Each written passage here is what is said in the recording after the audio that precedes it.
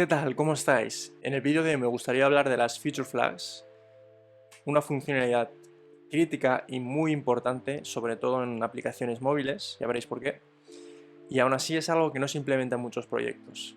Es más, en todos los proyectos que he trabajado a lo largo de mi carrera profesional, diría que un 30% usaban Feature Flags, el resto no.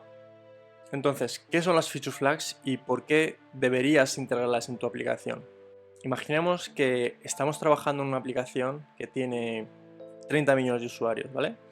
Y un día el Product Manager viene con una funcionalidad nueva que hay que implementar, ¿vale? Entonces, ¿vale? A lo largo de un mes, digamos, de 2 sprints, de 2 semanas, desarrollamos esta funcionalidad, la testeamos y mandamos a revisión de Apple o Google para publicar en las tiendas. Y a lo largo de una semana nos damos cuenta que esa funcionalidad está haciendo que el 30% de nuestros usuarios se les crashee la app, ¿vale? 30% de 30 millones, 9 millones son bastantes usuarios, ¿no?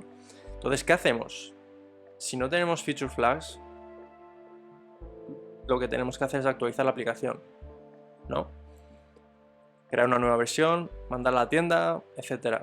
¿Y eso cuánto puede llevar? Quizás una semana durante la cual 9 millones de nuestros usuarios van a experimentar estos crashes, no van a poder utilizar la aplicación, por lo tanto dejarán de utilizarla, reducirá los ingresos, obtendremos malas reviews, etc. Entonces, ¿qué otra opción hay? Pues aquí es donde entran las Feature Flags, ¿vale? Que las Feature Flags son básicamente un interruptor o un conjunto de interruptores que nos ayudan a habilitar o deshabilitar funcionalidades de forma, digamos, remota, es decir, sin necesidad de cambiar el código de nuestra aplicación y tener que mandar una nueva versión a tienda. La traducción a código es, entre comillas, es un if, ¿no? Tenemos una variable que obtenemos de una API nuestra, puede ser nuestra o puede ser un servicio externo como Firebase Remote Config o LaunchDarkly o cualquier otro proveedor. Según el valor de esa variable que obtenemos, mostramos una cosa u otra, ¿vale? Entonces imagínate como un if gigante y un else. En ese if tenemos el código que se ejecuta cuando la feature flag está habilitada y en el else el código antiguo, el que se ejecutaba de antes. Luego en la práctica no es así, en práctica es mucho más complejo y ya lo veremos en otro vídeo con un ejemplo más práctico. Entonces, volviendo al ejemplo que hemos puesto antes, si tuviésemos Feature Flags, una flag que sería para esta funcionalidad, digamos, funcionalidad X, y tenemos esa flag habilitada en la aplicación, ¿vale? Si esa flag que obtenemos es true, ¿no? Existe, ¿no? O tiene valor, mostramos esta nueva funcionalidad. En caso contrario, lo que hacemos es el flujo antiguo, ¿no? Dejamos todo como estaba antes, ejecutamos el código antiguo. ¿Qué pasa si en el caso en el que hemos encontrado que el 30% de nuestros usuarios les está crasheando esta funcionalidad? Pues ¿qué hacemos? Nos vamos a nuestro dashboard, a nuestro panel de admin, o si estamos utilizando cualquiera de estos proveedores que mencioné antes, LaunchDarkly, Firebase Remote Config, etc. Vamos al dashboard de ahí y deshabilitamos esa flag, ¿vale? Entonces, ¿qué pasa? Pues que los usuarios ya no reciben esa flag, por lo tanto ya no muestran la funcionalidad nueva, lo que van a mostrar es el código antiguo que había. Que por ejemplo puede ser que se les oculte del menú de esta nueva funcionalidad que pusimos o cualquier otra cosa. Tendrán la aplicación como tuvieron en versiones anteriores, ¿no? Por lo tanto, con esto evitamos tener tantos crashes y perder ingresos y perder usuarios, tener malas reviews, etc. Entonces, tranquilamente podemos comprobar las métricas y ver qué es lo que estaba fallando, qué es lo que estaba dando problemas, arreglarlo y volver a hacer lo mismo, ¿no? Sacar una nueva actualización detrás de esa feature flag siempre y comprobar si está solucionado o no. De esa forma protegemos a nuestros usuarios. ¿Qué ventajas obtenemos con las feature flags? Pues la que acabamos de mencionar, ¿no? Cuando vamos a sacar una funcionalidad nueva, poder controlar que se habilite o no lo que se llama el kill switch, que es un interruptor para matar, entre comillas, código, ¿no? Una funcionalidad. Otra ventaja que podemos tener es imaginaros cuando estáis refactorizando código código que no tiene testing porque no seguía buenas prácticas, no tenía una arquitectura desacoplada, no seguía pues, principios SOL y todo este tipo de cosas. ¿Cómo refactorizáis ese código garantizando que no estáis rompiendo nada? Porque no hay testing, ¿no? No hay tests que garanticen que lo nuevo que estás haciendo, lo que estás tocando, todavía sigue funcionando. Pues ahí es donde vuelven a entrar las feature flags, ¿no? Entonces, lo que haces es mantienes ambos códigos, el código nuevo refactorizado y el código antiguo, ¿vale? El código nuevo, el que es refactorizado, está detrás de la feature flag. Si la feature flag está habilitada, lo que hacemos es ejecutamos el código nuevo. Si no, pues ejecutamos el código que no hemos el código antiguo, el legacy, y ese ya sabemos que funcionaba de antes, por lo tanto, seguirá funcionando. De esta forma garantizamos que cualquier cosa que hayamos roto durante la refactorización podemos volver a lo que había antes, ¿no? Sin tener que actualizar la versión, subir una nueva compilación a review, etc. Entonces esa es una, cuando estamos refactorizando. ¿Qué otra ventaja tenemos? Pues cuando queremos habilitar despliegue continuo, por ejemplo.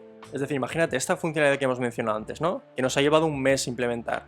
¿Cómo implementamos esta funcionalidad? Pues primero puede ser creando la lógica de negocio, creando la UI, creando todo el tema de data que viene de la API, etcétera, ¿no? O sea, hay muchas tareas ahí involucradas. Entonces, ¿qué haces? Te sacas una rama de tu main o de tu develop, como de la forma en la que estás trabajando, y vas de esa rama feature X, sacas otras ramas que vas haciendo todo esto y lo vas mergeando a esa rama feature que tienes, y luego esa rama feature que tienes la tienes que mergear ya en master o en develop, que va a ser enorme. A ver quién se atreve a revisar eso, ¿no? Porque es un trabajo de un mes con un equipo, digamos, no sé, de 4 o 5 personas trabajando en eso, en esa funcionalidad, durante un mes. A ver quién se atreve a revisar esa pull request que va a ir de la rama feature X a master. Mientras si tenemos feature flags, todo lo que vayamos haciendo, todos los tickets pueden ir a master directamente. Es decir, sacamos una rama desde master que sea la de ese ticket en la que estamos trabajando, ¿no? Por ejemplo, añadir un botón, ¿no? Sacamos una rama master, añadimos el botón y mergeamos. ¿Qué es lo que pasa? Al estar detrás de la feature flag, ese botón no va a ir al usuario, porque la feature flag está deshabilitada. No va a estar habilitada hasta que terminemos por completo esa funcionalidad, ¿no? Por lo tanto, va a estar deshabilitada y eso no va a ir al usuario. Y podemos ir mergeando poco a poco todos los tickets que vayamos haciendo y, por lo tanto, master siempre va a estar preparado para el despliegue. Aunque no estemos desplegando continuamente cada día o cada 2 días o lo que sea, y lo hacemos cada semana, de todas formas, master siempre va a estar preparado para poder hacer un despliegue. Esa es otra, ¿vale? Habilitar el despliegue continuo. ¿Qué otra ventaja tenemos? Pues nos permiten también ejecutar tests AB, ¿no? Que son experimentos, básicamente. Por ejemplo, digamos que tú quieres de tu paywall, de tu checkout dentro de tu aplicación, tienes dos hipótesis. Quieres testear que el botón de compra sea rojo y luego tienes otra hipótesis que sea que el botón de compra sea azul, ¿no? Y quieres mostrar esos dos botones a grupos diferentes de usuario para ver cómo se comportan, para ver cuál convierte mejor y cuál te interesa tener ya en producción, ¿no? En tu aplicación para todos los usuarios. Entonces, ¿qué haces? Con feature flags lo mismo. Puedes habilitar, no es tanto ya como un if, sino vienen más cosas detrás de esto, pero al final todo parte de lo mismo. El fundamento es feature flag, ¿no? Entonces, para un grupo de usuarios, tú muestras a través de API, pues traes la feature flag, ¿no? Y también traes un conjunto de características. Color del botón, forma, tamaño, el texto, el CTA, etcétera, ¿no? Y luego para el otro haces lo mismo. Y gracias a las feature flags puedes hacer eso. Y así es como se ejecutan los experimentos. Esto sabes que para un grupo de usuarios ves una cosa, luego para otro grupo de usuarios ves otra. Así es como se ejecutan este tipo de tests. ¿Qué más tenemos? Tenemos también lo que se llama stage rollouts. Es decir, esto va un poco relacionado con lo que comentamos de la funcionalidad que estamos desarrollando, ¿no? Es decir, tú puedes desplegar, y así es realmente como debería ser. Cuando tienes una base de usuarios muy grande, cuando desarrollas una funcionalidad nueva, tú no quieres desplegárselo, aunque tengas feature flags, no quieres mostrárselo a todos los usuarios. Quieres primero empezar con un 5%, por ejemplo, un 10%, ver cómo se comporta, ver si qué es lo que está fallando, si es que algo está fallando, ver si que realmente esta nueva funcionalidad está convirtiendo más, aumenta los ingresos o aumenta la retención o qué es lo que está pasando, ¿vale? Entonces, poco a poco, viendo esas métricas, despliegas a los usuarios. Empiezas por un 5, 10, luego 20, luego 25, 30, así, hasta que haces un rollout completo, al 100%. Para eso las feature flags son también esenciales y es algo que es súper crítico y sobre todo cuando tienes, como he dicho, una base de usuarios muy grande. Porque al final desplegar, aunque tengas una feature flag, desplegar el ejemplo que hemos comentado antes, un crash al 30% de los usuarios, aunque dure, es algo que dure un día, va a ser mala reputación para tu aplicación. Y estoy segurísimo de que es algo que va a impactar los ingresos también. Vale, ahora que hemos hablado de las ventajas, para recapitular, hemos dicho, a la hora de refactorizar código, cuando queremos habilitar despliegue continuo, ¿vale? Cuando queremos ejecutar experimentos A/B o A/B testing, cuando queremos el kill switch para matar la funcionalidad, o cuando queremos hacer stage rollouts.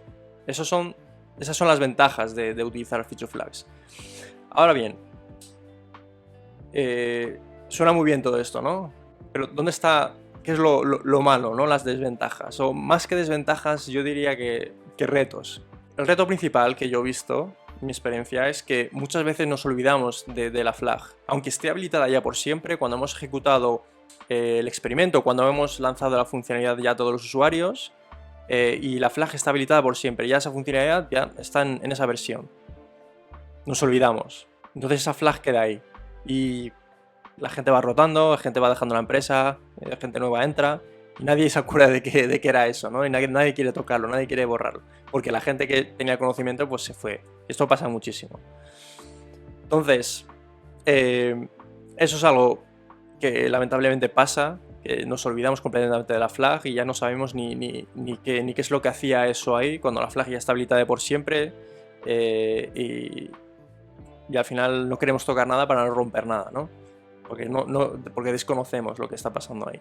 Otra desventaja o reto es que cuando tenemos muchas flags, incrementamos muchísimo la complejidad de nuestra aplicación, porque sobre todo cuando se trata de mostrar funcionalidades o no, de mostrar funcionalidades que dependen entre ellas, a la hora de desarrollar la aplicación, la arquitectura, quizás no tenemos en cuenta de que vamos a tener feature flags que dependan las unas de otras, por lo tanto, sobre todo si tenemos un código acoplado, no tenemos una fuerte, digamos, independencia entre componentes, se complica muchísimo. Cuanto más feature flags añadamos, más complejo va a resultar todo. Por lo tanto, esa es otra desventaja o reto, como he dicho, más reto que desventaja realmente. Luego, otra desventaja o reto que traen las feature flags son los escenarios cuando está la aplicación offline. ¿Qué pasa cuando está offline? Pues esta feature flag no la obtenemos de ninguna forma, ¿no? Porque no tenemos conexión a internet, por lo tanto no podemos comunicarnos con nuestra API, con el servicio externo que estamos utilizando para ello. Por lo tanto, hay que tener en cuenta un escenario de fallback, ¿no? ¿Qué pasa si la flag no llega o tarda mucho en llegar? Pues habrá que hacer otra cosa. Y luego, otra desventaja es la latencia, ¿no? Normalmente es cuando usamos feature flags, obtenemos todas cuando la aplicación está arrancando, es decir, cuando se está lanzando, ahí hacemos la llamada y obtenemos todas las flags. Entonces, a veces, según el estado del servidor, eso puede tardar, por lo tanto puede incrementar el tiempo que nuestra aplicación tarda en lanzar. Esas son las principales desventajas o retos que tienen las feature flags. Como hemos dicho, que nos olvidamos de ellas, el código ahí sigue muerto ahí y nadie se atreve a tocarlo. La otra es, si tenemos muchas flags, acaba incrementando la complejidad de nuestra arquitectura. La otra es que tenemos que lidiar con el escenario de cuando la aplicación está offline, cuando no tiene conexión. Y la latencia, cuando tarda en obtener las flags y ralentiza cuando la aplicación se está iniciando, ¿no? Entonces, ¿cuáles son buenas prácticas que podemos aplicar para reducir estas desventajas o para lidiar con estos retos, ¿no? Es importante tener una arquitectura con un bajo acoplamiento, que nuestros componentes no dependan entre ellos, dependan más de, pues, aplicando principios SOLID, ¿no? de dependencia entre abstracciones o entre implementaciones, tener responsabilidad única, componentes que solo hagan una cosa, etc. Esto es crucial si queremos tener una buena estrategia y una estrategia exitosa cuando abordemos las feature flags. Otra buena práctica es tener flags con tiempo de vida corto. Esto es relacionado a al reto, ¿no?, que hemos dicho de que nos olvidamos de las flags. Cuando tenemos flags con un tiempo de vida corto, es decir, cuando se termina el experimento o cuando se termina la funcionalidad y ya está disponible para todos los usuarios, ¿qué hacemos? Limpiar. Hay que limpiar ese código. Limpiar el código antiguo, ¿vale? El nuevo, el de la funcionalidad que estamos mostrando, ese código es el que se queda. Por lo tanto, limpiamos el fallback con legacy code, ¿vale? Eso hay que hacerlo de manera continua, ¿vale? Y esto me lleva a la siguiente buena práctica, que es documentar estas flags. Si no se documentan, no sabemos qué código tenemos que limpiar y no sabemos qué hace esta flag, esta condición que tenemos aquí, que muestra una cosa u otra, no queremos tocarla. Por lo tanto, documentar estas flags, tenerlas en un Confluence o en cualquier otra solución que empleéis para documentar es crucial. De esta forma, si la persona que conocía esta flag o que la implementó se va de la empresa, al menos tenéis ese conocimiento ahí. Otra buena práctica es evitar combinaciones de flags. ¿Qué quiere decir esto? Esto es cuando tienes, por ejemplo, una flag, ¿no?, habilitada y tienes otras 3. Pero ¿qué pasa? Esas 3 no se habilitan a no ser que la primera esté habilitada. Entonces tienes esa dependencia entre flags. Podéis imaginar que ese escenario en código es súper complejo. Por lo tanto, cuanto más podamos evitar eso, mejor. Dependencia entre flags, combinación de flags, es horrible. Esto os lo digo por experiencia. Y como hemos dicho antes, limpiar el código regularmente. Cuando a la flag ya se le acabe el ciclo de vida, cuando ya se convierta en funcionalidad o en experimento que se va a quedar ahí para siempre, que va a ser parte de nuestro código, limpiamos legacy code. Limpiamos legacy code continuamente.